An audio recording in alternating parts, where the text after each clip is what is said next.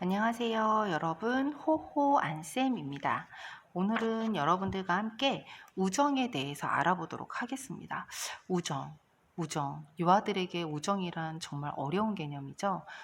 사실 우리가 이렇게 성인이 되었지만 성인들도 우정이란 정말 평생토록 정말 친한 친구는 한 명이면 족하다라는 옛날 어떤 속담이 있었던 것 같아요. 제가 그 속담을 기억을 하는데 그만큼 평생에 갈 수 있는 우정 깊은 친구는 만들기가 어렵다는 겁니다. 자, 그렇다면 유아들은 과연 이런 우정을 어떻게 만들어가고 어떻게 생각하고 있을까요? 그쵸. 당연히 성인하고는 다른 방법으로, 다른 개념으로 우정이란 것을 이해하고 있을 것이라 생각이 듭니다.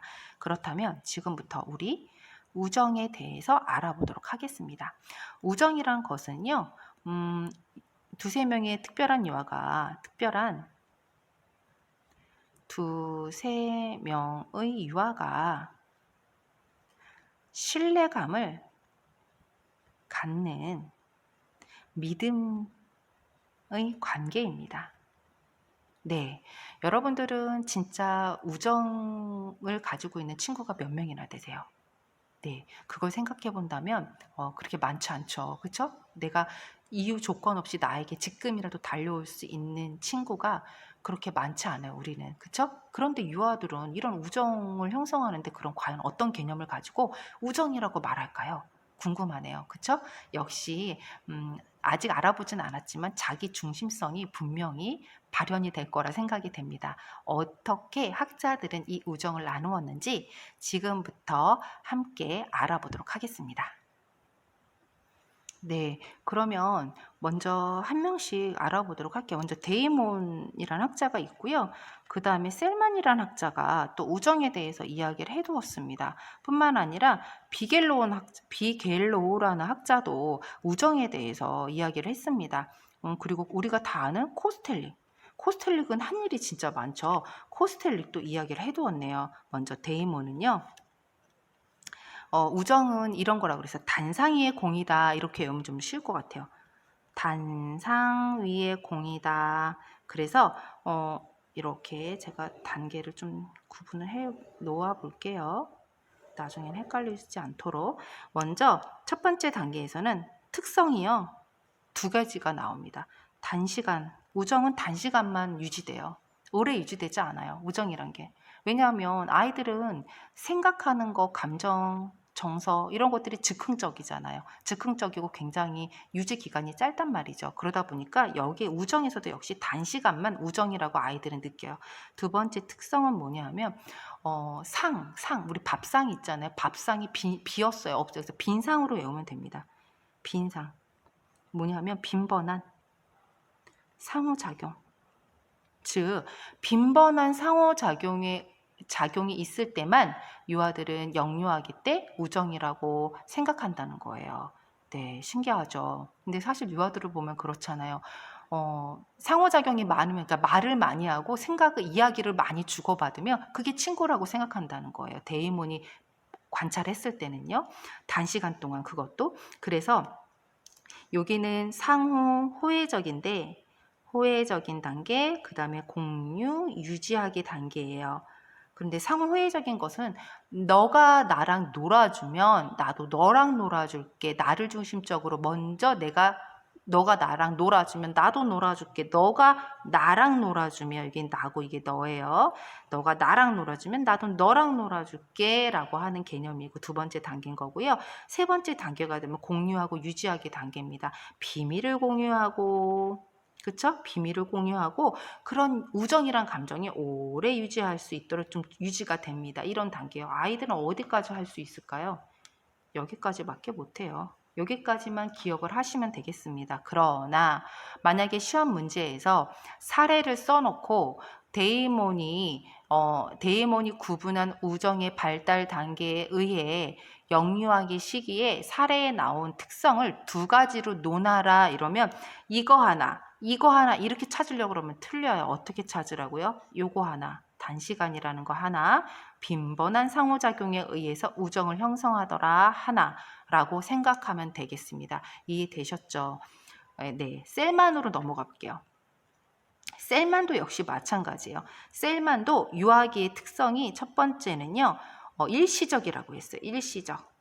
왜냐하면 아이들의 우정이나 감정이나 이런 생각들은 금방금방 변한다고 했잖아요. 그렇기 때문에 일시적이라고 했고요. 두 번째는 뭐라고 했냐면 신체적, 신상. 여러분들 백화점 가면 이 가방 신상이에요? 이 옷 신상이에요? 이 신발 신상이에요? 하고 물어보잖아요. 신상. 신체적 상호작용. 에 의해서 우정이란 것을 나눈다고 했어요. 근데 이렇게 용어를 쓰는 강사도 있고요. 또 어떤 강사는요. 신체적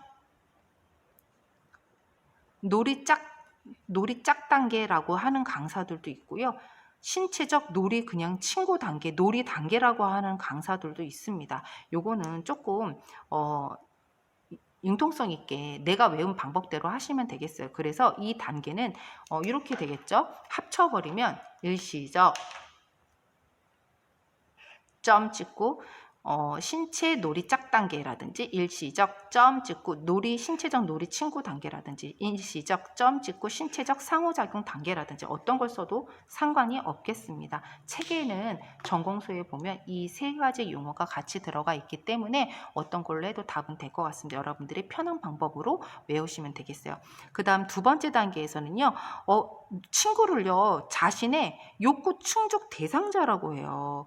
이렇게 욕구 충족의 대상자가 나랑 우정이 있는 사람이야 라고 이야기를 합니다. 이게 어떤 이야기냐면 결국에는 일방적 도움을 주는 사람, 도움의 단계다 라고 하는 건데 친구가 나의 욕구를 채워주는 대상자일 뿐이에요. 나에게 내 욕구를 채워주는 대상자, 나에게 도움을 주는 대상자일 뿐이다. 일방적 도움의 단계다 라고 생각하시면 되겠습니다. 그 다음에 여기가 도움을 주고받는 단계. 아까 뭐였어요? 여기 상호회의적인 게 여기서 등장하는 거예요. 학자마다 이 상호 호혜성을 어디에 넣느냐라는 것이 좀 관건이긴 한데 여기다 넣었습니다. 우리 요 정도까지만 외워도 제가 볼 땐 충분할 것 같아요. 요 위에까지 여러분들은 잘 기억을 해둬야 돼요. 그런데 만약에 문제에서요. 사례를 써놓고 아까처럼 같은 데이먼하고 같은 1단계를 써놓고 셀만이 이야기한 것의 두 가지 특성을 사례에서 찾아서 써라. 그럼 영유아기 시기는 일단 놀이가 우정이란 단계가 일시적이더라 라는 거 한 개랑 그 다음 신체적으로 놀이를 나랑 같이 해주는 친구가 누구인지를 보면서 우정을 형성하더라 라고 두 번째 이렇게 한 개, 두 개를 쓸 줄 알아야 돼. 이걸 한 개로 쓰는 게 아니라 이 단계에서 이렇게 주어진 요 네모 단계에서 두 개를 찾을 수 있어야 한다는 것을 여러분들 잘 기억해 두시면 되겠습니다. 기출에도 나와 있으니까 여러분들이 그렇게 찾으시면 되겠어요. 여기도 마찬가지입니다. 그 다음 우리 이제 이번에는 비겔로우를 한번 살펴보도록 하겠습니다. 비겔로우. 네, 비겔로우는요. 비겔로우라고도 하죠. 이 학자는 이제 이렇게 나누었어요. 첫 번째 단계 이름이 되게 독특합니다. 보상 비용의 단계예요. 보상점 비용의 단계다. 이게 어떤 단계냐라고 봤더니 이렇게 외우시면 됩니다. 여기도 특성이 두 가지가 나타나거든요. 첫 번째는 어떤 특성이 나타나냐면 즐거운 유자. 이렇게 외웠어요. 그래서 자신에게 유익이 되고 즐거움의 자원이 되는 친구가 나에게 유익이 되고 즐거움의 자원이 되면 이걸 우정이라고 보더라 라는 것 한 개랑 비겔로우는 이 텀을 되게 굵게 잡았어요. 그러다 보니까 상호호혜적인 거 있죠. 상호호혜적 단계적이 여기도 들어갑니다. 특성이. 그러니까 네가 나에게 도움이 돼 나랑 같이 놀아주면 나도 너랑 놀아줄게 라고 하는 개념이 같이 들어간다는 것을 기억하면 되겠습니다. 그리고 나면 비겔로우는 이제 규범의 단계가 나와요. 이거는 규범의 단계는 너하고 나하고 만든 규칙에 의해서, 약속에 의해서 우린 우정이 형성되는 거야 라고 이야기하기도 하고, 마지막에는 감정이입의 단계도 있는데 요거까지는 안 나올 것 같아요. 그러니까 여러분들은 일단 여기까지는 확실히 기억을 해 두시면 되겠습니다. 그 다음 코스텔릭을 한번 찾아보죠. 코스텔릭은 여러분 시험을 이걸 외울 때 어떻게 외우냐면 11쌍 이렇게 외우면 돼요. 11쌍, 11쌍. 그래서 1쌍 이렇게 외우면 되는데 일시적입니다. 일시적 단계예요. 그러니까 우정이라는 것은 금방 변한다는 거죠. 그 다음 여기에는요. 여기 일방적 도움의 단계랑 용어가 똑같습니다. 일방적 도움의 단계다. 누구에게 일방적이에요? 나에게 당연히 일방적인 거죠. 나에게 도움을 일방적으로 주면 그게 우정이야 라고 생각하는 거예요. 왜냐하면 자기중심성이 강한 영유아기니까요. 그쵸? 그 다음에 쌍은요. 이제 쌍방이로 바뀝니다. 쌍방적으로 도움을 주는데 동등하게. 동등한 도움을 주더라. 도움의 단계더라 라는 거예요. 네. 똑같이 너가 준 것만큼, 너가 나에게 준 것만큼, 그쵸? 나에게 먼저니까 너가 나에게 준 것만큼 나도 너에게 놀이 친구 우정을 줄게 라고 생각하는 단계예요. 그래서 여기까지는 모르더라도 여기까지는 아시면 되겠어요. 어렵지 않죠, 여러분. 지금 이게 한 화면에 다 잡히나요?